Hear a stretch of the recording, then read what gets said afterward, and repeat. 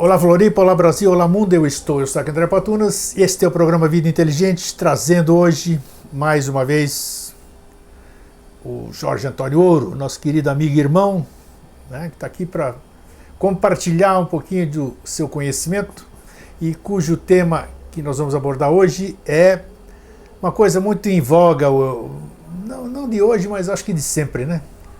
Eu também faço parte dessa palavra que eu vou pronunciar agora. É o preconceito. Nós vamos falar sobre preconceito. Como é que você está, Jorge? Tudo bem? Tudo excelente. Tudo assim que eu gosto de ver. Tudo excelente. Tudo cento e poucos por cento. Cento e poucos por cento. É isso mesmo? Está tudo sempre bem. Né? Eu acho que começa a ficar tudo bem. Quando pergunta, eu sempre brinco assim. Sempre brinco não, falo sério. Ô Grego, como é que você tá? Tô que nem o caldo do Quinor, cada dia melhor. Ou então tô que nem a Bandeirantes, cada dia melhor que antes. Então isso aí você contagia, o que você passa para as pessoas. E realmente eu acho que você é o que você pensa, né? Tá tudo bem, o fato de você acordou, abriu os olhos, tá, pode andar, pode ouvir, sabe isso não, aí? Cada dia é uma vida diferente. Não é? Exato, pô. Exato. E uma nova oportunidade, né? Claro que sim. Uma nova oportunidade. E aí, assim, eu vou fazer hoje tudo que eu desejo?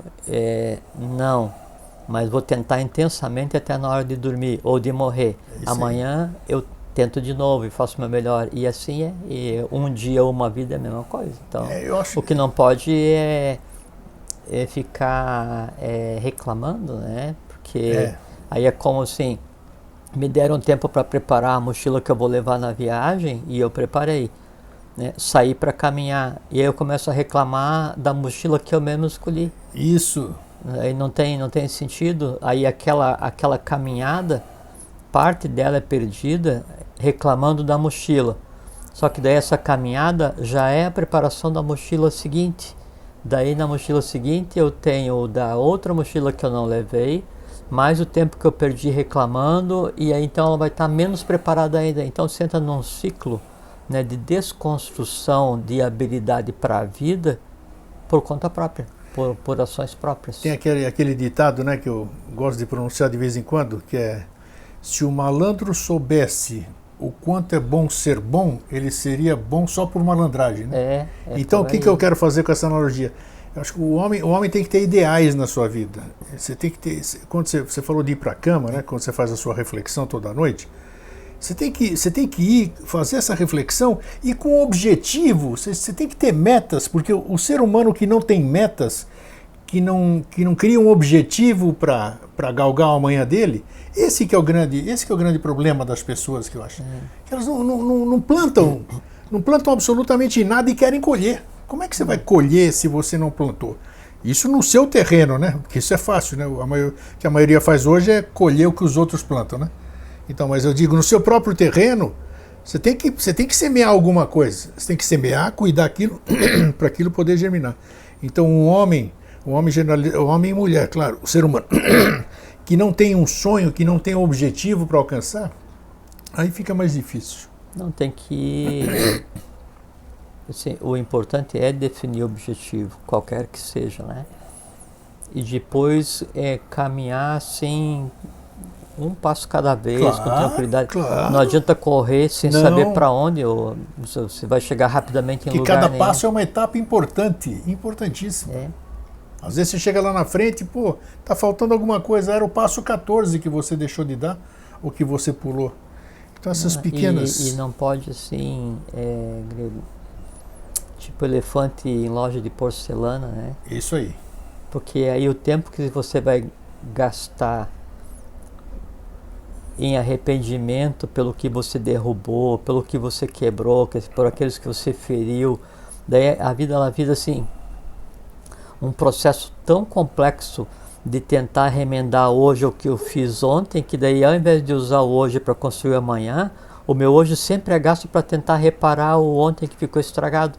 Daí não existe o amanhã, porque ao invés de estar voltado para frente, eu tô virado para trás, sabe?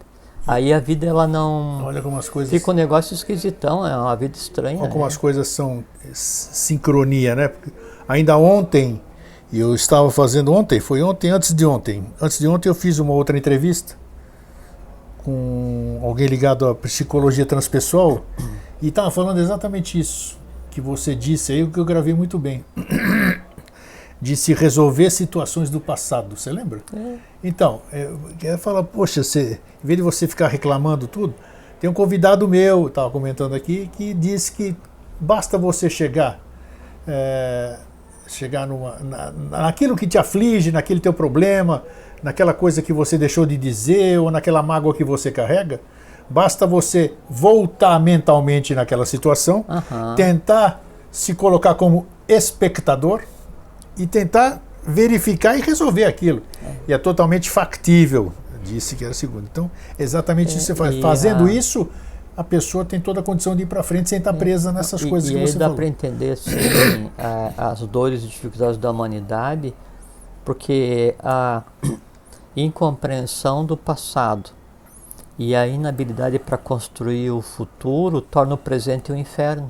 Então, as pessoas pensam que sobre o passado o máximo possível é se arrepender. Elas não sabem que é possível transformar o próprio passado. Primeiro é não errar hoje, para que o hoje não seja amanhã um passado a ser reconstruído, sim. Né?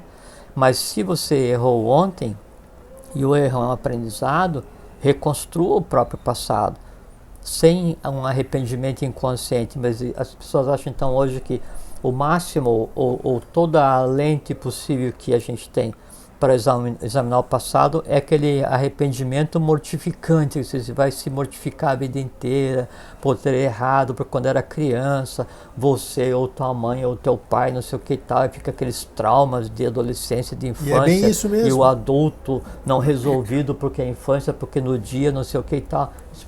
Peraí, calma, você está falando da vida de quem? Da minha, mas você não é senhor da sua própria vida? Né? Então, aconteceu quando você tinha 5 anos. Você tinha consciência, habilidade e força para resolver naquele momento? Não. Então resolve agora. Né? Agora não adianta pegar e projetar essas cristalizações todas para amanhã, porque antes de serem projetadas para amanhã, essas cristalizações do passado, elas têm que destruir o hoje, porque o hoje é que vai ser o ontem e amanhã. É verdade. É uma coisa simplicíssima. Isso já serve As pessoas não vivem assim, com as asas abertas em um estado de consciência humana ou em um estado de bem-estar humano, com as dores que a vida tem, com as dificuldades que a vida tem, que é natural, porque a vida é isso, né? As pessoas não vivem assim porque não querem, né? Porque estão lastreadas em si mesmo, cristalizadas em si mesmo, né? Assim, sofrendo as dores e horrores, né, de amores não resolvidos. E aí o hoje ele serve só para vivificar o ontem, né? E o amanhã não existe, porque amanhã é só o hoje mais cristalizado, isso. mais cristalizado. Fazer o quê? Bem essa introdução exatamente em cima do nosso tema. 100%. Preconceito. Por quê? Por que as pessoas não reagem muitas vezes? Porque tem muitos existem muitas preconcepções, aprende tanta coisa, as coisas ficam tão cristalizadas no ser da pessoa que ela se sente totalmente incompetente, ou então ela não tem a mínima condição, inclusive, de alcançar o que a pessoa está querendo dizer. Então, às vezes, é muito bom, o Vida Inteligente é bom nesse sentido, porque pelo menos ele tem a capacidade, sei lá com que nome a gente pode dar nisso, talvez pela qualidade, pelas pessoas que vêm aqui passar o seu conhecimento, tem a habilidade de chamar atenção para certos aspectos que você nunca tinha se apercebido. Não é mágica nenhuma. Não é mágica nenhuma. Não. Então isso é bacana, isso fomenta a pesquisa. Puxa, ele tem razão. Vamos atrás disso. Isso ajuda. O nosso objetivo sempre foi o nosso próprio crescimento, claro, porque eu tenho que crescer para poder proporcionar o crescimento ao outro, né? Sempre começando por mim, e de abrir dar essa oportunidade de levar um assunto diferente de uma forma aberta, né? De uma forma fraterna, como você diz, lúdica, né? A gente vem aqui e se diverte passando as informações. Jorge, o tema que se apresentou é interessante, né? Porque a gente vive, eu assumo, eu sou preconceituoso em muitas coisas. Assumo. Às vezes meus filhos me cobram certas... Isso é preconceito, pai. Falo, tudo bem, eu ouço e falo, vou procurar corrigir. Mas enquanto eu não trabalhar esse tipo de preconceito que eu tenho, eu não posso ser hipócrita e dizer que eu não tenho nenhum, ou que eu superei esse ou aquele. Então vamos começar pelo seguinte, etimologia, né? A própria etimologia eu acho que já dá, né, o sentido, né, Jorge? Sim, só primeiro antes o...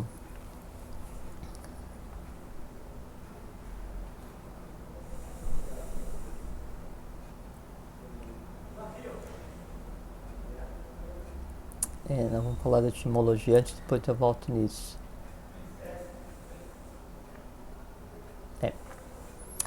Então, o preconceito, preconceptus, né? Vem do latim considere, que é você se assenhorar totalmente de alguma coisa. Só assim, o conceptus, né? Considere. Você se assenhora totalmente de alguma coisa. Só que para que você se assenhore de alguma coisa, isso tem que passar a ser teu. Você tem uma religião. Aí você vem e me fala assim, não, porque eu sigo aquela religião que considera todo orelhudo um iniciado. Opa, eu vou nessa religião porque como eu sou orelhudo, eu já vou entrar bem nesse negócio aqui. Sim, me identifico com isso. Então, eu vou pegar isso que te pertence, né, que faz parte de você, e vou tomar como meu. A partir daquele momento em que você compartilhou alguma coisa, um conhecimento qualquer que seja, e eu aceito e tomo como meu, o teu ainda existe em você, mas há uma cópia desse conhecimento em mim, obrigatoriamente. É meu conceito. Aí a gente está falando do conceito, não do preconceito ainda. Então é o meu conceito.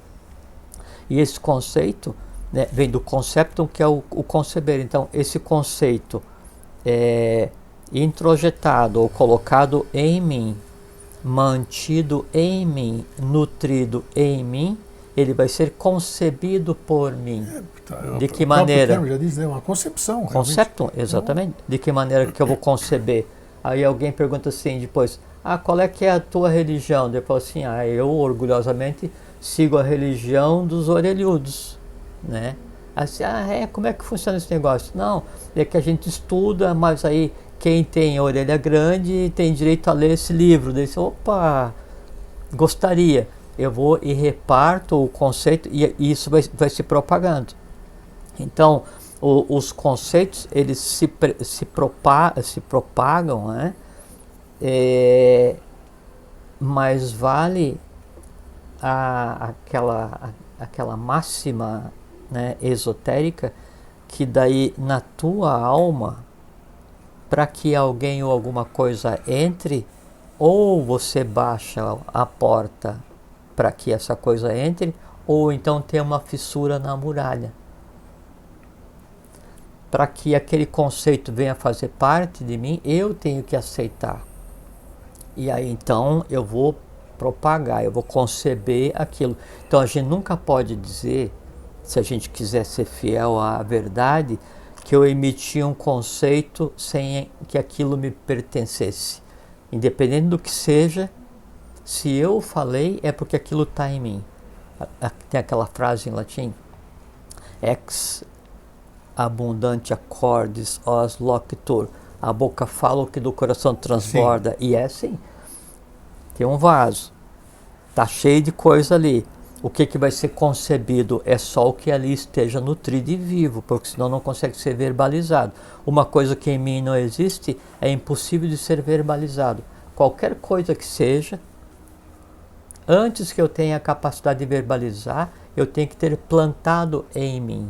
Eu tenho que ter feito a concepção em mim.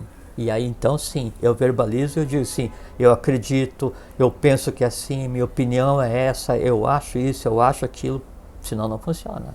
Mas você falou que a coisa tem que estar em mim, né? Mas por que então que hoje a gente vai, liga a televisão e é totalmente influenciado pelos noticiários? Aquilo não é meu.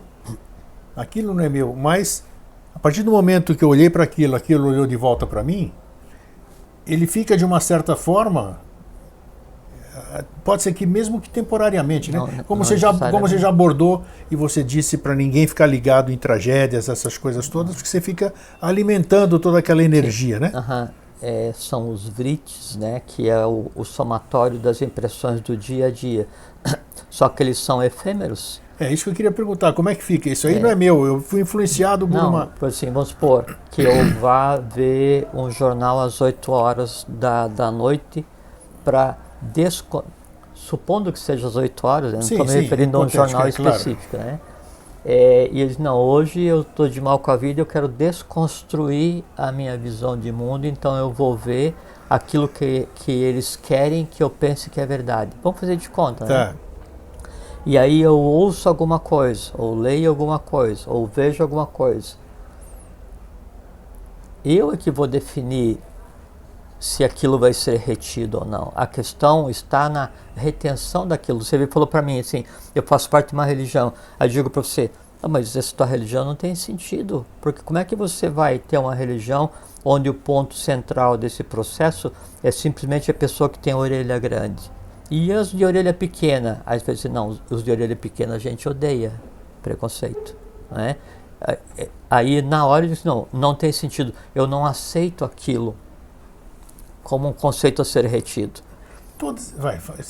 Espera um pouquinho. Todas essas coisas que a gente fala aqui, a gente tem falado preconceito aqui também, como é que elas... Eu não consigo ainda, na minha mente abstrata assim, imaginar como uma lei, vamos chamar de lei, ela permite isso aqui. Isso aí, preconceito é uma concepção 110%, como você fala, né? 110% humana. Porque não pode existir dentro da lei um preconceito, uma discriminação. Que, na verdade, o termo preconceito ele é usado de maneira errada, porque quando você vai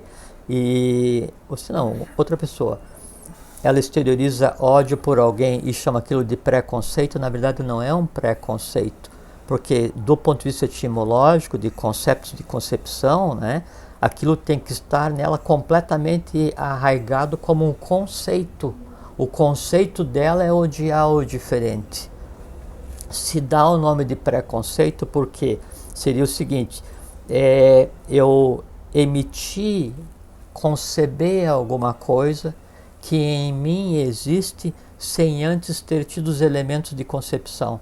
Por isso é o preconceito, é você falar sobre o que você não entende, como diz o professor Henrique. Falar sobre o que se desconhece é dinécios. Então, quando eu vou emitir um conceito sem conhecer alguma coisa, e isso seria um preconceito, e aí, como eu não conheço, eu vou e ataco aquilo que eu desconheço por ignorância ou por medo, né? Então isso é coisa de nécio. Essa que é a diferença. No caso daí da propagação de um... Primeiro que o que é certo, ou as leis, elas são construídas em base dos costumes, em função dos costumes, né? O que era errado em um determinado período social é certo agora, o que era certo antes é errado agora. Então se constrói uma lei, em cima dessa lei se constrói um senso comum, que é aquela mediana astral. Quando você está fora desse senso comum da mediana astral, você pode incorrer em ser contrário àquela lei ou emitir um preconceito que seja. Qualquer que seja a coisa que seja veiculada, que seja colocada à minha disposição, eu é que vou decidir se aquilo vai fazer parte de mim ou não. Se aquilo é um conceito, se eu vou introjetar, se eu vou nutrir, se eu vou manter, se eu vou conceber. Se eu vou conceber, eu sei o que eu estou fazendo. Então, para que alguém seja preconceituoso com relação a alguma coisa, aquilo tem que estar já nela, plantado, crescido, frutificado e exteriorizado na hora da verbalização. Muito bem, precisa estar dentro. E como é que esses preconceitos começam a tomar conta da gente ou começam a viver na gente? Vamos voltar no tempo, se é que isso é possível. Bom, o tempo não existe, né? Vamos mentalmente. Quando é que se tem a notícia do primeiro preconceito, digamos assim? Existe o preconceito racial, social, sexual, uma série de preconceitos, né? Uhum. Quando que surgiu isso aí e começou a contaminar o ser humano? Porque eu acho uma contaminação do ser humano. O contaminar é o termo preciso. é exatamente isso, porque uma vez que você tem um senso e uma vez que haja indução como o senso comum ele vai se nortear por uma mediana, aquela pessoa que não esteja preparada para discernir ou que esteja acostumada a odiar ou sinta prazer em odiar, aquilo é um elemento a mais, é uma coisa a mais para que ela consiga colocar o ódio em prática, para que ela consiga praticar o ódio. Na verdade, são argumentos para alimentar aquilo que na pessoa já existe, né? Quer ver com relação você citou o preconceito de raça, né? De cor, né? Tá ligado a... Sim, sim. Raça eu já comento, mas é baseada só na ignorância e no desconhecimento, né? E quando se fala em raça, se fala com relação à cor, né? Que é o preconceito.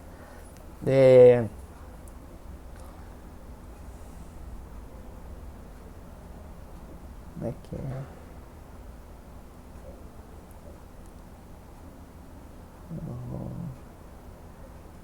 Sim. O cor coloris, né? Ele vem de celare, a origem do termo cor é celare em latim, né?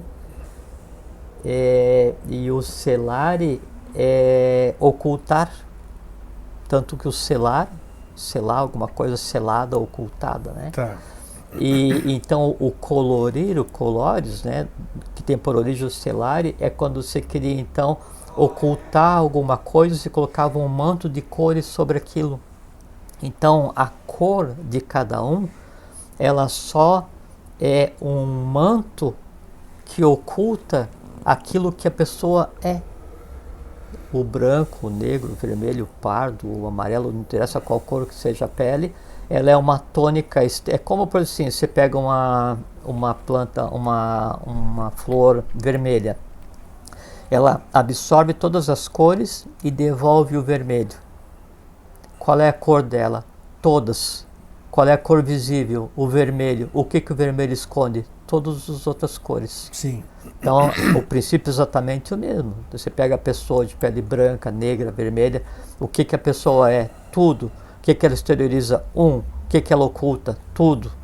Né? Não tem nada a ver com uma raça ser melhor. Tanto é que, assim, do ponto de vista de antropogênese, né, todos os vermelhos, obrigatoriamente, antes foram negros. Né? Todos os brancos, obrigatoriamente, antes foram vermelhos. Então, todas as variações que existem hoje, obrigatoriamente passaram pela primeira raça antropomorfizada, que foi a raça negra. Em tons, porque daí quando se fala em raça negra, aí então existia do negro mais absoluto, que não tem a ver com o que se conhece hoje, com a cor preta ou com a raça negra, né? Até um vermelho tendendo para o bronze, de onde se originou a raça Atlante. A Atlântida é a mesma coisa. Vários tons, né, de vermelho, até chegar a um que tendia a branco, aquela cor rosa, as coisas assim, de onde derivou o primeiro branco. Depois branco se miscigena, também gerando todas as variantes. E isso acontece normalmente, por assim, daqui a pouco, a tônica, o último momento da evolução, né, vai ser a raça dourada. Aí o dourado vai olhar para o branco e fala assim, diferente, vai lá para o vermelho, diferente, vai lá para o amarelo, diferente. Então, só que se tomou essa questão da cor com relação à raça como um preconceito por ignorância, por desconhecimento. Quando houve o império de Han, Manu, de uma sub-raça ária, então ele se projeta para a região da África, parte de cima da Europa, e depois vem para o Oriente Médio, vai para a Ásia, Índia, e onde dá início ao Império Sinárquico de Han. Então havia o sistema de caça, a gente conversamos sobre né? isso. mas uma casta baseada não na cor da pele, não na classe social, baseado na cor e naquilo que a alma da criatura é. O sistema de castas original seria assim: o que eu sou? Vamos supor que eu sou um recipiente, sou um vaso, né? E esse vaso está cheio de desejos. E aquilo que mostra exatamente quem eu sou, qual é a minha cor, ele está escrito no fundo do copo, no fundo do vaso. Então, para que eu descubra quem eu realmente sou, eu tenho que esvaziar todos os meus desejos. Sim. Esse é o sistema perfeito de casta, né? O sistema social perfeito, onde então eu deseje, eu me proponha a ocupar um lugar na sociedade, não para atender o meu desejo porque me foi colocada uma ideia que isso seria bom para mim, mas para atender exatamente a tônica. De uma maneira geral, qual seria a minha tônica? Qual é o meu lugar na sociedade? É quando eu faço alguma coisa que eu me sinto feliz. Por assim, eu estou trabalhando como analista de sistemas. E como é que eu ficaria feliz? No mato, sendo agricultor. Né? Assim, por exemplo, eu, Jorge, gostaria muito de, né, se a vida permitisse, eu ir para uma fazenda, ir para o mato e passar o tempo, né, lendo e plantando, cultivando a terra. Então, qual é que é a minha casta? É a casta dos agricultores. Por conta de necessidade, né, de arranjo social, onde é que eu estou jogado hoje? Lidando com a questão da tecnologia. Mas você abordou, percebe? Você falou uma coisa importante também, que é um dos maiores preconceitos que existe, é exatamente sobre isso, da classe social. Mas é uma ignorância. Então, isso é baseado na ignorância. Porque você é lavrador, você é ignorante. Mas é ignorância de quem fala, né? Isso é um preconceito. Claro, mas... Porque ele ignora o sistema de castas. E quando houve, então, o Império de Han, que era a sinarquia, as castas eram divididas assim, de acordo com a cor da alma de cada um. Falamos isso no último programa. Não é? E aí depois, quando houve degradação do conceito de castas, e onde o culto solar acabou, e começa a desagregação da sinarquia do Império de Han, e começa a era dos Ionídeos, que é o culto lunar, então se cria o conceito de castas que existiu na Índia até 1947, onde tem o Brahmana, o Kshatriya, o Vaishya e o Shudra, né, que é o sacerdote, o guerreiro, o comerciante e o trabalhador. Sim. E os sem castas são os párias ou os intocáveis. Né? O presidente da Índia hoje, ele é um Dalit, ele é um intocável, ele é como se fosse um sem casta. Vê como as coisas andam no mundo, né? O que é o presidente Sim. hoje da Índia, hoje a gente está em 2017, agosto. Agosto de 2017. Então seria um Dalit, só que é um conceito errado, né? Esse próprio conceito de casta, ele existiu como também um erro de interpretação, porque quando houve o transbordo da cadeia lunar para a cadeia terrestre, então as pessoas vieram para começar a trabalhar esse momento evolucional, então só tinha 4 etapas prontas e 3 por fazer, né? Esse transbordo em 4 partes deu origem a esse conceito. Hoje, no novo ciclo, as 4 separações de seres, 4 castas, Dhyanis, Dharanis, Druvas e Duijas. Né, são as 4 castas de seres do futuro, né, 4 separações de seres do futuro.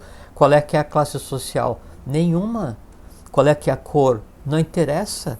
Qual é que é o status? Não interessa. Né? É a tônica existencial de cada um que dá o local onde cada um vai desenvolver o que a gente conceitou com a vida. Em havendo essa adequação, e o casta, do castos, né, que é o puro, o separado, ela vem do proto-indo-europeu castor, né, e depois derivou para o latim carere, que é cortado, separado o dedo, não veio castrar, né, casta, né? A origem é de separado de. Sim. Não tem nada a ver com o conceito que se dá. Por conta dessa ignorância, com relação a esse conhecimento do que seja uma raça é um aglomerado por similaridade de karma, não é? Por conta da ignorância com relação a isso, por conta da ignorância com relação à antropogênese e cosmogênese, então deriva hoje para um dos maiores focos de preconceito que existe, é o preconceito racial. Achar que daí uma cor é superior à outra, ou uma cor é melhor que a outra, ou não existe isso, né? Mas se você for perceber, essa palavra preconceito nós temos em absolutamente todos os departamentos, seções, no nosso cotidiano, onde a gente vai. A gente vai num lugar, se você está com uma roupa diferente do que estão vestindo, já existe um preconceito contra você, porque vão achar que é um monte de coisa que você não é. É só porque você está vestido diferente. Você vai em associações, vamos falar disso aí, você vai nas entidades religiosas, outros tipos de doutrinas, em escolas iniciáticas, é onde existem, infelizmente, por mais incrível que pareça, eu já sei o que você vai falar, porque você diz que toda escola iniciática, todas essas entidades que buscam o autoconhecimento, o crescimento, são constituídas por pessoas que precisam daquilo, vamos dizer, né? É onde o lugar que elas precisam mais trabalhar. Então, é uma palavra, é um defeito que termo que eu usei ali, uma contaminação do ser humano, que está em tudo quanto é lugar. A gente pensa que não existe o preconceito, as pessoas dizem, eu não sou preconceituoso, eu não sou preconceituosa, e você vê que na prática a teoria é outra. Como então se desvencilhar dessa palavra forte, dessa contaminação de uma coisa, mesmo na transformação, como você está falando, no novo ciclo, podemos entrar na questão até que a gente não gosta de falar, mas vamos falar porque faz parte da nossa vida, que é a questão da política também, né? Então você vê qual é a alternativa, ou como abordar isso, ou como mudar, como se ver livre desta contaminação do preconceito. Qual seria o primeiro passo para você deixar de ser preconceituoso? Tá. Pode brigar comigo, eu sei que você está dizendo aí atrás da câmera, não sou preconceituoso. O preconceituoso, ele obrigatoriamente ele tem duas tônicas, né, na alma por resolver. Primeiro é o ódio. Sim. Isso aí é. Primeiro é o ódio, né? Que é o que precisa se alimentar do prazer de conceber, de exteriorizar o preconceito. E o segundo é uma parelha caótica, que é o medo e a fraqueza. O medo ele veio para defender, para ocultar a fraqueza. Então o preconceituoso, ele odeia, e ele tem medo com relação àquilo que ele odeia, porque o medo ele deriva da ignorância ou do medo, né? E no usar o medo para ocultar aquilo que ele não quer aceitar que em si tem, e para não aceitar que há aquilo em si a ser trabalhado, demonstra uma profunda fraqueza, né? Mas tem uma coisa que é muito relevante com relação à questão do preconceito e da contaminação, que é assim, como toda contaminação, ele tem que arrumar uma fenda para entrar em você, não é? Evidente. E assim, você tem preconceito contra quem usa calça... Não, você está usando manga comprida isso. Quando está... Calor. Ou 10 graus está calor. Então, você tem preconceito contra quem usa manga comprida em dia de que está quente, isso. Né? E você vem falar para mim assim, não vai falar diretamente, né? Eu acho errado esse negócio de usar blusa de manga comprida em dia que está calor, porque isso aí fica até feio, um negócio desse. Não sei como é que você consegue entrar em um lugar e não se sentir mal estando de blusa comprida quando deveria estar de manga curta. Você exteriorizou o teu preconceito sobre aquilo, claro. Né? O mal do preconceito não está na exteriorização, está no que isso vai causar em quem ouve. grande verdade.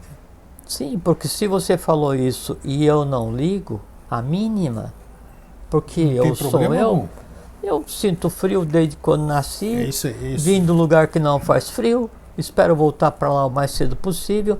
Se você gosta ou não, né, de conviver comigo porque eu uso blusa o tempo inteiro, é uma questão sua. Porque se eu for atender o seu desejo de ficar de manga curta, eu vou ficar doente. Então eu vou sacrificar minha saúde para atender um não gosto de sua parte. Então, o erro e a base do alastramento do preconceito não está em quem emite. Porque podia ser um só gritando que não gosta de gente com manga comprida. Agora, você fala, eu importo. Depois eu vou e encontro o André. Falo assim, pô, André, o grego me falou que não gosta de gente de blusa. O André fala assim, pô, mas eu também uso blusa. Ele vai contar para outro. Daí encontraram dois grupos, um com blusa, um sem, começaram a brigar. Aí foi a TV, né, e veiculou aquilo insistentemente, 1, 2, 3, 4, 5, 10, 20 dias para esse programa, todos assim, brigaram os com blusa com os sem blusa. Aí polariza, todos vão ter que tomar partido e acaba, é a propagação, é a aceitação do preconceito é que dá força ao preconceito. O preconceito em si é só ignorância.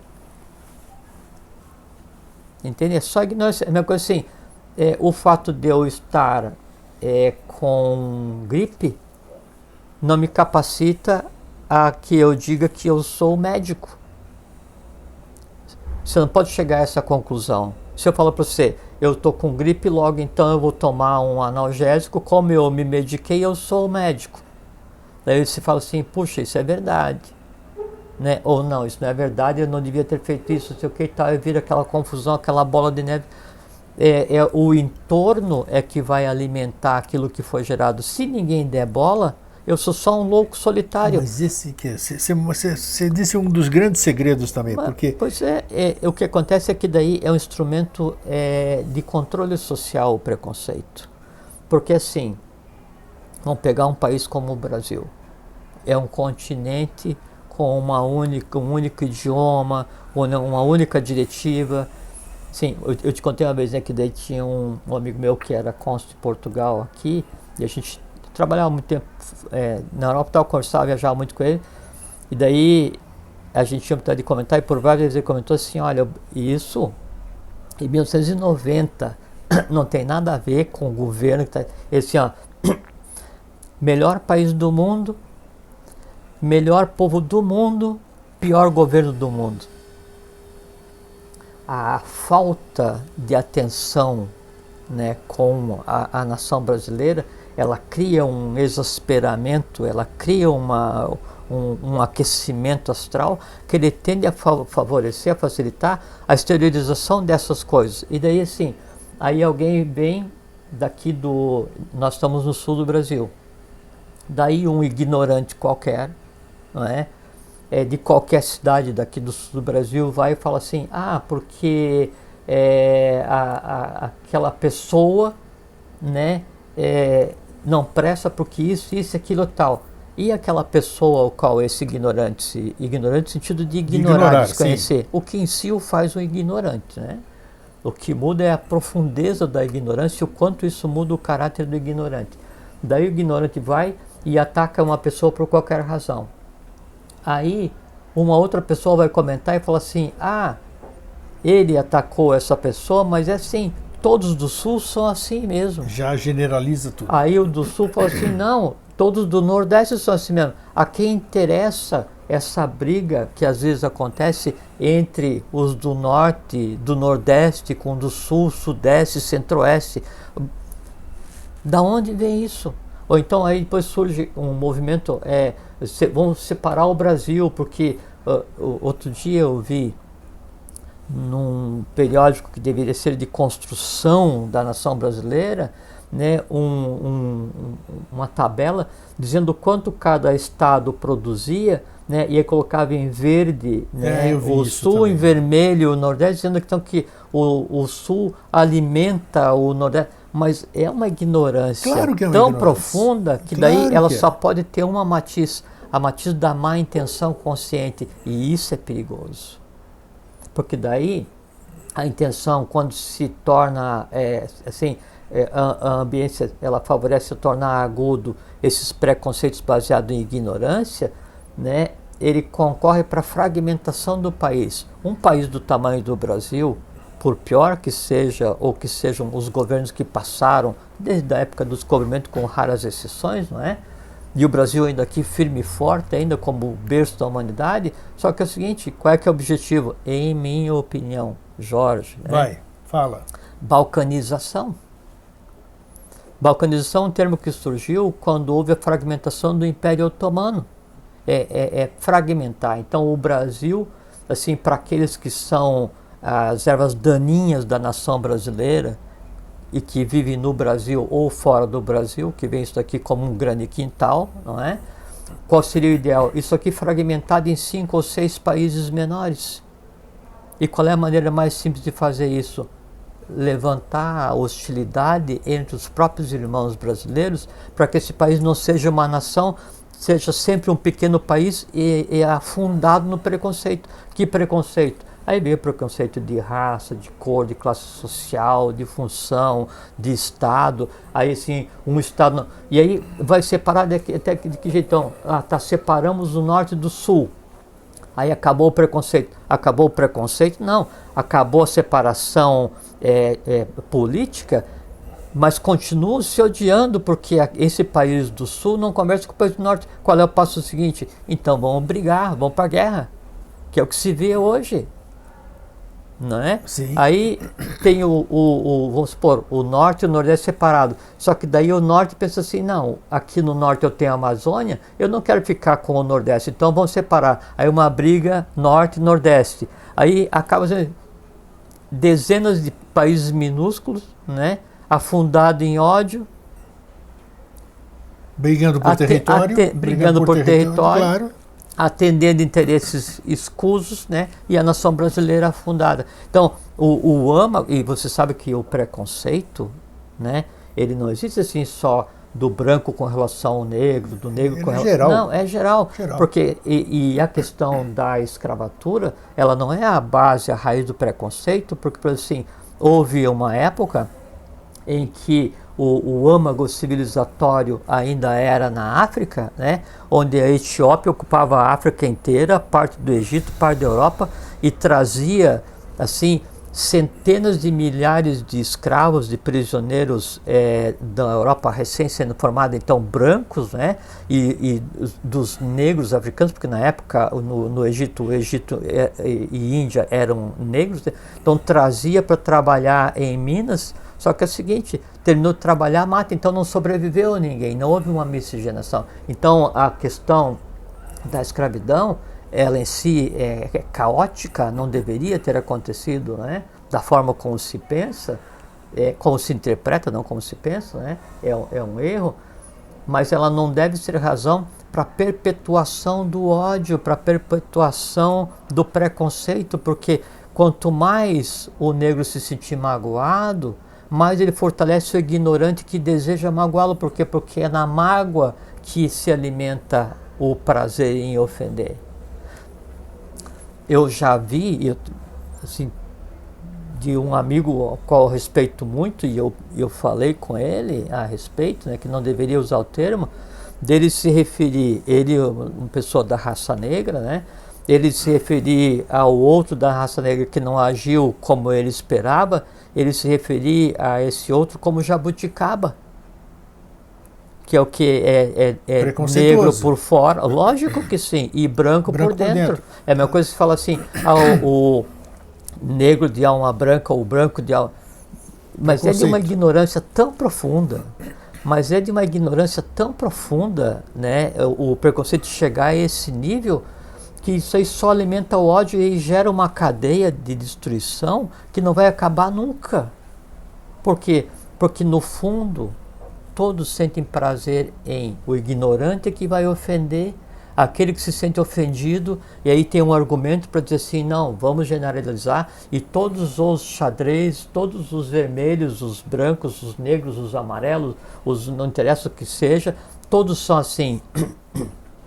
E vai criando um composto astral que alimenta e desperta todas as lidanas, tudo aquilo que todo mundo tem de ruim para desenvolver e para resolver, e que deveria ser resolvido por camada. Nidana tem que ser resolvido por camada. Então, não dá para acordar todo de uma vez, só que a pessoa enlouquece, né? Assim, espana o parafuso. Então, resolve uma, anda um passo na vida, resolve outra, até que chega um ponto em que aquela mais oculta, que você não sabe, que você odeia, aí o ódio vem à tona, você trata. Quando acontece um esquema de preconceito onde você... E aí se pegam minorias e se legislam sobre minorias, né?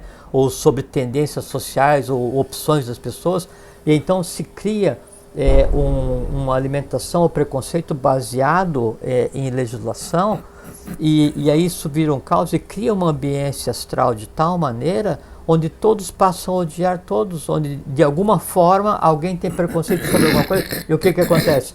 Cria um desnível, né, no astral, porque você veja assim,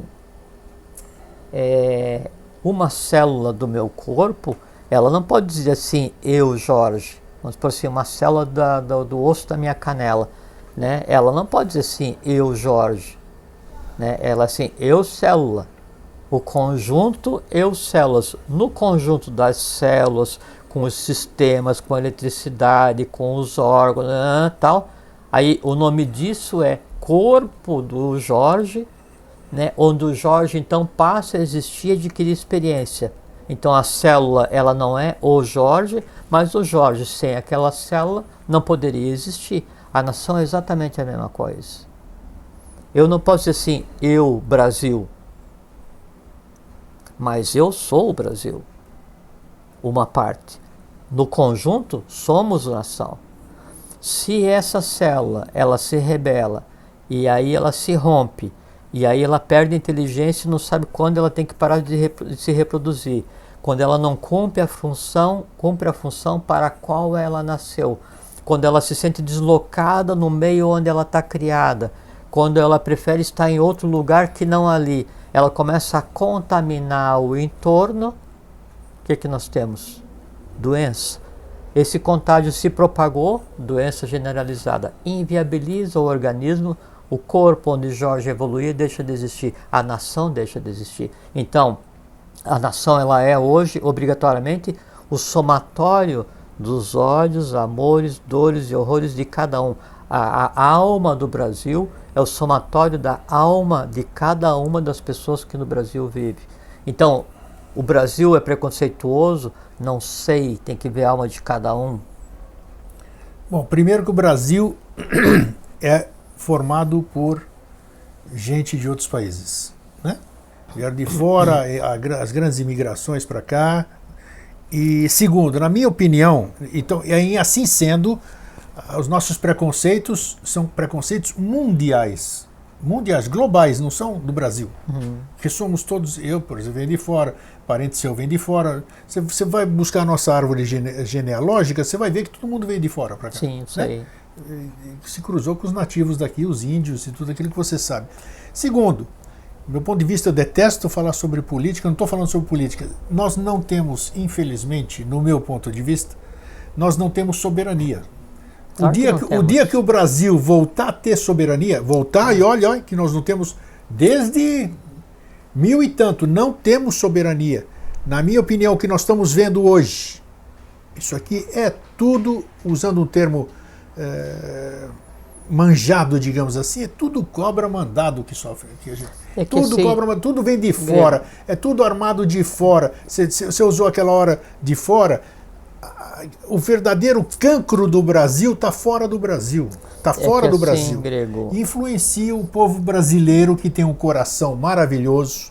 Parece que é um ser humano mesmo, porque falam mal, desculpe, Jorge, está te interrompendo aqui. Falam mal do povo do Nordeste. O povo do Nordeste ergueu esse Brasil. Não, é quem fala é porque é ignorante. Não, mas é muita ignorância. O povo do Nordeste, onde você está morando, onde você está pisando, pode ter certeza que foi então, o cara fala assim, não, porque o Nordeste, isso assim, tá, o Norte e Nordeste. Quantas vezes você andou pelo Nordeste? Você, eu fui uma vez e fiquei 3 dias em determinada cidade e voltei. Ou então o cara fala, não, porque o Brasil não presta, tá? Deixa eu ver teu passaporte. Quantas vezes você deu a volta ao mundo, onde você viveu para... nada, o cara não saiu nunca do seu próprio umbigo. Então, assim, a ignorância é uma coisa assim. Eu acho que devia ser a ver na época de. Como é que foi? Dracon, né? O arconte grego que veio antes de Solon, que tinha as leis em Atenas. Tem o Solon, que foi o reformador, né? E antes teve o Dracon, né? O Dracon das leis draconianas, né? Ele chegou ao ponto de criar uma lei, e eu acho que ele devia ter uma lei contra a ignorância, né? Ok. Então, ele chegou ao ponto de criar uma lei que se algum objeto inanimado, né, prejudicasse um ser vivo, né, ele devia ser degradado, defenestrado. E aí então tem uma lenda, tem um conto, que daí morreu um político que daí o outro não gostava, e aí esse outro político foi, né, e aí todos os dias ia lá no cemitério e açoitava a estátua do político morto, né? Vida. Todo dia ia lá. E tanto açoitou que a estátua dele, do morto, caiu em cima do cara que estava açoitando, né? Daí esse cara que estava açoitando a estátua foi e abriu uma reclamação contra a estátua, né? Junto ao colégio lá dos arcontes. Aí a estátua foi condenada, arrancaram a estátua e jogaram ela no mar. Olha só, então, ignorância total. Você vê, né? E a gente está falando de uma época, né, onde estava sendo construída a base da civilização ocidental. Aí é que tá. Né? Aí você pega Solon, né? Ou tinha um rei antes do Codro, que foi o primeiro em 1160 antes de Cristo. Sim, aí os dórios estavam invadindo a Ática, e aí havia um presságio,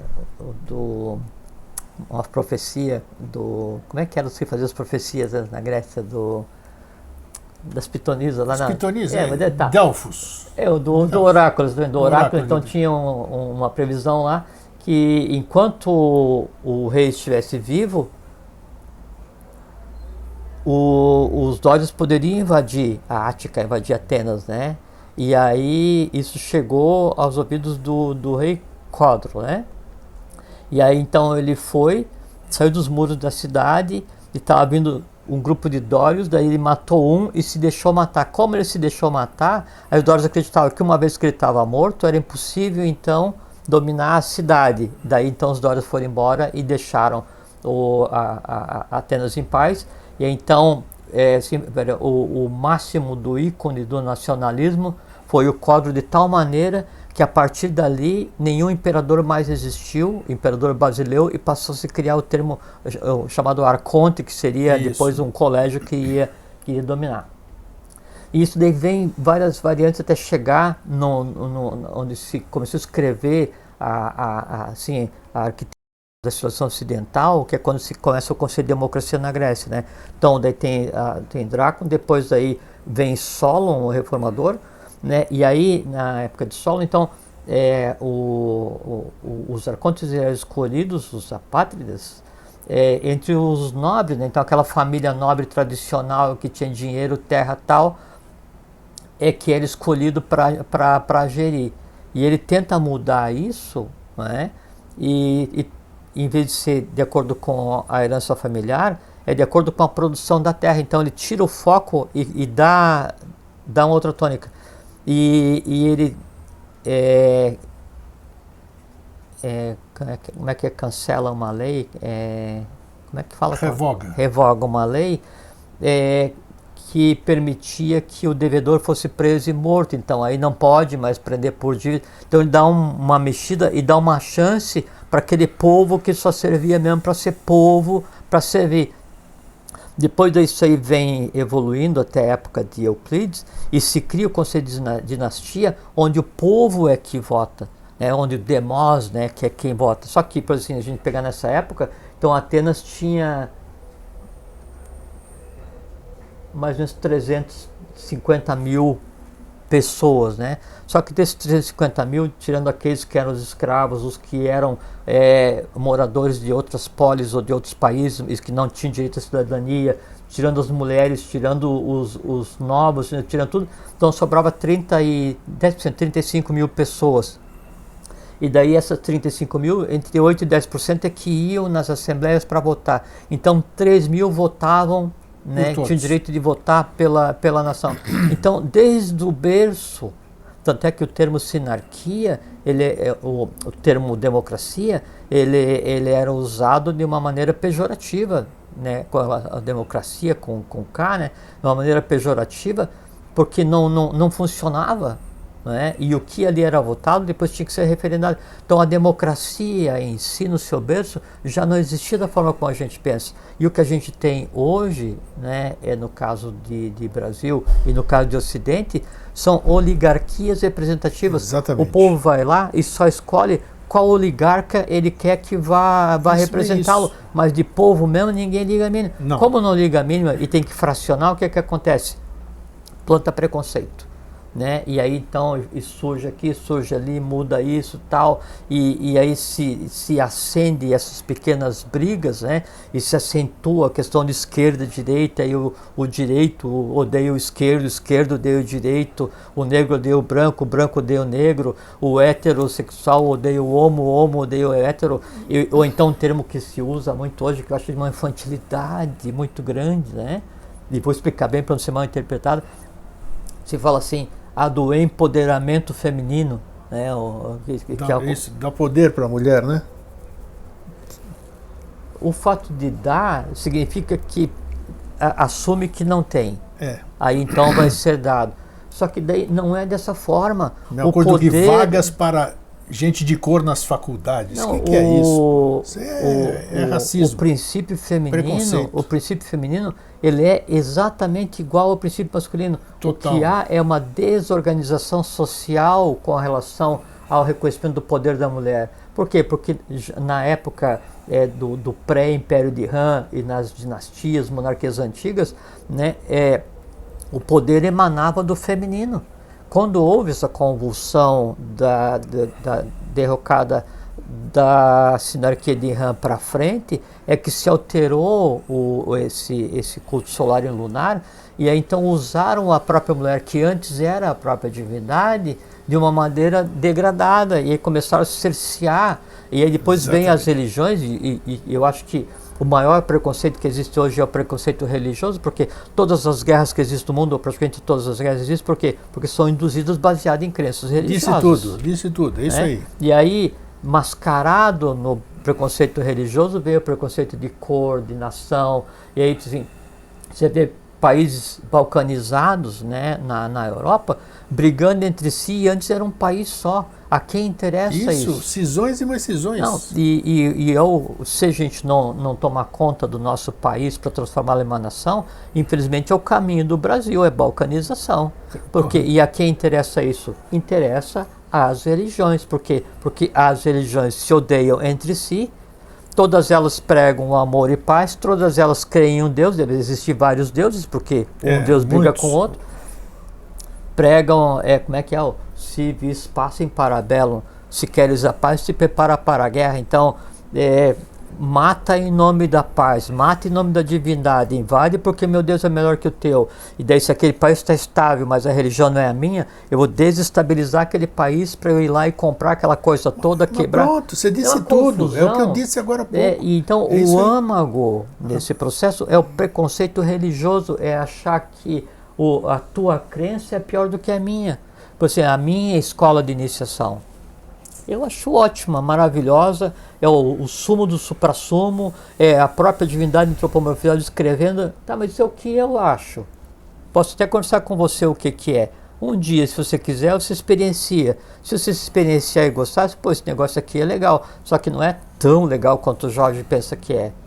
Né? Assim, eu prefiro ficar com a minha escola que cultua os de orelha grande. Sim, ótimo, sim. Um dia eu vou lá também, vou ser bem recebido porque eu sou orelhudo.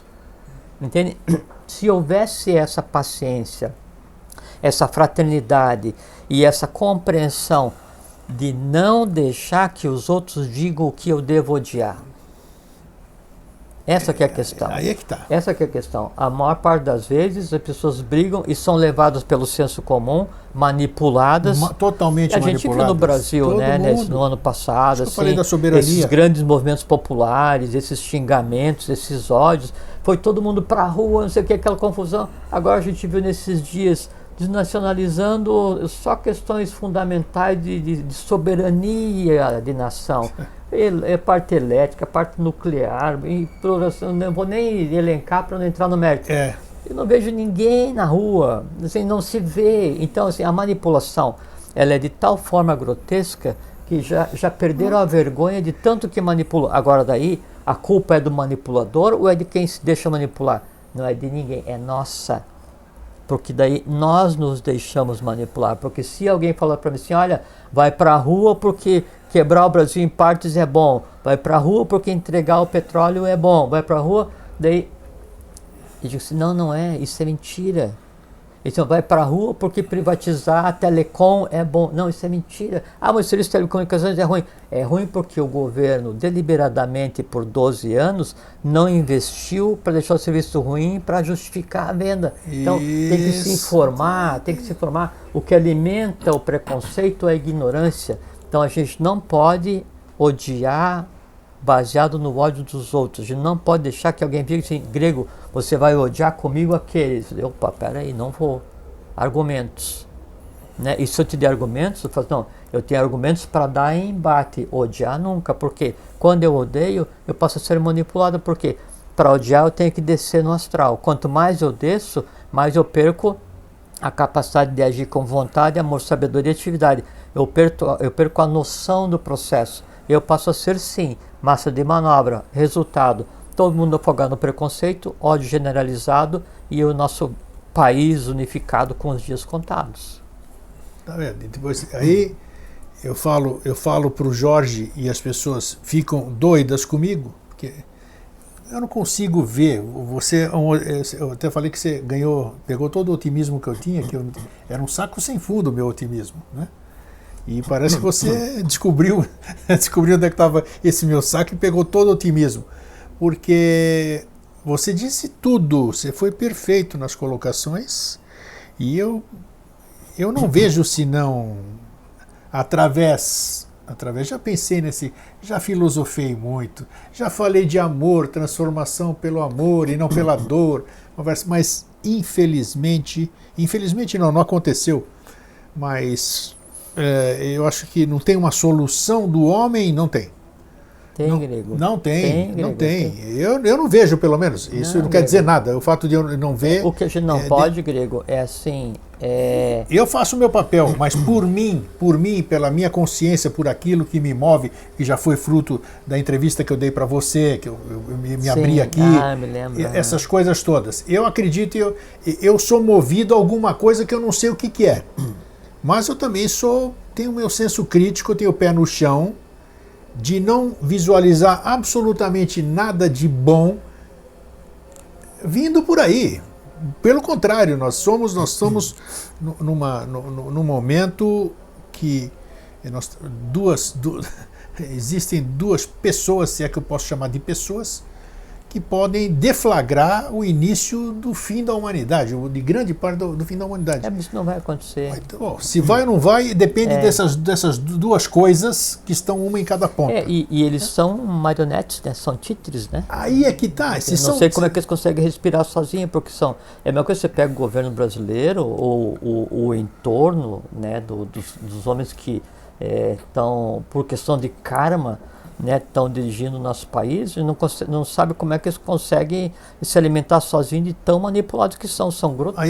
Aí é que tá. São criaturas grotescas, não dá para chamar de gente, de ser humano. Né? Então, veja só, vamos voltar na história ainda, e dentro da minha ignorância, que eu assumo a minha ignorância.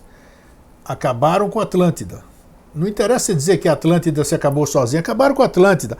Não teve um avatar que passou por aqui que não se deu mal. Todos eles entraram pelo cano, dizendo isso aqui. Então, o que eu tenho de elemento para achar que alguma coisa vai mudar se toda a história, desde que a gente conhece, Não estou nem falando do que a gente não pode provar. Estou falando daquelas coisas que tem livros, está documentado aí, de uns tempinhos para cá, recente. Então não tenho motivo nenhum para acreditar em essas coisas maravilhosas que a gente fica falando, né? É o que a gente quer, é o que a gente deseja. O fato da gente querer desejar, nós estamos criando isso aqui. Trabalhar firmemente todos os dias para que isso aconteça. Então, pronto. Não. Né? Isso, o que a gente tem que fazer. Assim, bom, eu não sou otimista, eu sou realista. Né? Se eu fosse otimista, seria insuportável. Né? O que eu faço, assim, dentro daquilo que eu considero realidade, que assim, o mundo como eu vejo, o mundo no qual eu acredito e o mundo pelo qual eu trabalho, né, eu obrigatoriamente tenho que comportar dessa maneira. Por quê? Porque é tão fantástico, é tão legal, é tão super, que, sabe, o que acontece é que a gente tem essa convivência entre o ciclo que terminou e o ciclo que começa. Né? E faz parte do processo a gente dar um jeito no ciclo que termina. O que não pode deixar é que esses resíduos do ciclo anterior, ele chute o pau da barraca e o negócio vira esculhambação. Então a gente tem que agir para, dentro da abrangência de cada um, da potencialidade de cada um e dentro da lei humana e lei divina, a gente trabalhar para que a coisa se transforme e para que todos consigam ver o quão mudado já está as coisas. É natural, nesse final de ciclo, que tudo que está no piso ali, cristalizado, aquela crosta, que isso tem que vir à tona para que daí então, em vendo a luz do sol, seja sublimado. É o que está acontecendo agora. O que a gente tem que fazer, especialmente no caso do Brasil, que é uma nação de novos, é uma nação de gente antiquíssima, mas com um novo estado de consciência apropriado para a terra do Avatara. E por conta disso, puros, né? Ou ignorantes no bom sentido. É como chega o conquistador, né? Mostra um espelho para o índio dá um caixa de banana para ele, troca fruta por espelho. Sim. Então o que a gente tem que fazer é contribuir para que daí os brasileiros, né, parem de trocar banana por espelho. E se alguém falar assim, como é que eles chamam de nação da banana? Como é que tem o Brasil chama de país das bananas ou bananolândia? Eu uso um termo como se fosse depreciativo. Não é? Ótimo, porque nos países onde a banana tem mais sabor no mundo é no Brasil. É o país das bananas. Ótimo, é melhor do que ser o país das bombas, o país das mentiras, o país do deserto, o país do petróleo que acaba. É ótimo ser o país da banana. O que a gente tem que aprender é assim, não ser usado para alimentar preconceito, não propagar preconceito, não deixar que escolham os ódios que a gente tem que sentir, não se deixar ser manipulado, defender essa pátria, defender essa nação, defender esse povo. Em fazendo isso, nós somos imbatíveis. Né? E aí vem a questão de se criar uma nova ordem social, onde o preconceito seja mantido somente em livros para tentar descrever para as pessoas o como era alguma coisa que existiu na humanidade e que hoje já não existe mais. Só que daí isso não pode ser colocado como um modelo obrigatoriamente para que uma nova ordem social se instale como nação. A nova ordem social tem que ter se instalado e acontecido em cada um de nós. O preconceito, de maneira geral, ele vai deixar de existir quando ele não for propagado e quando ninguém mais sentir o ódio pelo outro. Quando isso não acontecer, não for mais propagado, aquele núcleo de onde emana o ódio, né, ele vai ficar gritando sozinho até acabar a voz e morrer por inércia. Tá bom. É tranquilo, é simples. Simples. Mas é verdade, Greg, é simples. Mas uns 7 bilhões de anos aqui Greg, do planeta Terra, aqui, nesse tempo que a gente conhece. Né? Não, Greg, assim... O que você falou no programa anterior ali para mim? Eu vou estar lá, se é que estou em algum lugar, né? Depois você vai lá me buscar. Pode ser que na superfície, pode ser na Gártea, do Adi Shambhala. Não tem problema. Não é? E vou te cobrar. E buscar pode ser... Jorge, você lembra no Vida Inteligente, o negócio que a gente tinha na época? Então, eu acredito 100%, certeza, né? E eu trabalho para isso assim, ó, nessa existência humana agora, nessa minha que está acontecendo, né? Sei. O dia que chegar o momento de pegar e pendurar a bengala e o chapéu no cabide para dar uma descansada, né? Se no dia anterior eu abrir a janela, eu vou ver um Brasil sinárquico, eu vou ver uma nação construída, eu vou ver um Brasil pacífico, eu vou ver um Brasil que seja digno das pessoas viver, eu vou ver um Brasil sem preconceito, com pessoas boas, no caminho da iniciação, eu vou ver isso. É, né? Por isso... E como eu não vou viver para sempre, então eu trabalho, e todos trabalham, falando eu, porque cada um Como que você não trabalha... vai viver para sempre? Você fala aqui que a vida não acaba, como é que você não, vai viver para sempre? Se acontecer, sim. Não, essa carcassinha. Tá. Então, a gente tem aí 20 anos de trabalho para deixar isso aqui assim, uma pátria pronta para o Avatar estar visível para todo mundo. Estou pagando para ver. Não, nós vamos ver, Grego. Vamos lá, tá bom. Vamos ver, tenho certeza aqui, que nós vamos ver. Então tá aí. Eu gostei, tá aí, estamos em cima da hora. Eu espero, olha, de coração, né, eu espero que você esteja certo. Espero que você esteja certo, porque que eu amo o ser humano, que eu conheço muitos seres humanos com letra maiúscula. Somos uma coisa só, mas tem seres que honram a graça de ser chamados de seres humanos. Que esses seres que serão, sei lá, né? Que serão os realmente. Mas você sabe que a maioria, né, Grego? É para assim, tá um monte de gente reunida e aí tem um que tá com aquele megafone. 99,9% das pessoas felizes são boas e aquele um que tá com o megafone é malvado. Qual é a voz que vai ser ouvida? Dos outros. Do malvado, que está gritando. Ah, sim, tá no megafone, tá ok. Quem tem fone de ouvido. Dele que está gritando, né? E aí os que estão ali hoje dizem assim, não, ó, para, porque já não pensa assim. Né? Só que daí, como é uma massa que ainda não sabe que tem poder, que é a diferença entre poder e autoridade, né? Demora um tempinho até que reaja. É esse tempinho até que reaja que a gente está vivenciando agora no Brasil. Agora, esse povo que trabalha aí, lesa a pátria, lesa a evolução, fique com a orelha assim, com a pulga atrás da orelha, porque mexer com o Brasil não é bem assim, não. Então tá aí. Beleza. Repito para encerrar, eu espero que de coração que você esteja certo. Que esteja certo. Como é que era quando na Grécia tinha o dos cacos de cerâmica, que daí você anotava o nome? Como é que é, Grego? Ajuda aí. Que daí tinha a Ática, tinha Atenas, daí tinha o lugar onde ficavam os oleiros, daí tinha um morro onde ficavam aqueles cacos de cerâmica, e ostracismo, os ostracós. Ah, sim. Os caquinhos. Tá. E aí então as pessoas podiam decidir quem ia para o ostracismo por 10 anos, né? O político que cometia coisa errada, mas daí não era só isso não. É que assim, mesmo aquele que não fazia nada de errado, mas ele saía da tônica, né, da polis, né, que seria todos isolado. Exatamente, ele era isolado, mesmo ele sendo bom, e ele não perdia nada, todas as coisas dele ficavam, ele se afastava por 10 anos, fosse o caso mais 5, e depois ele voltava e retomava a vida para que nesses 10 anos ele aprendesse a compreender o que era a polis, né, o que era o demos, né, de onde o democracia, né, o demos somos todos nós. Então o que a gente vê hoje é que tem gente que não compreende o poder que o demos tem, que o povo tem, né, e tem que ficar atento. É isso aí.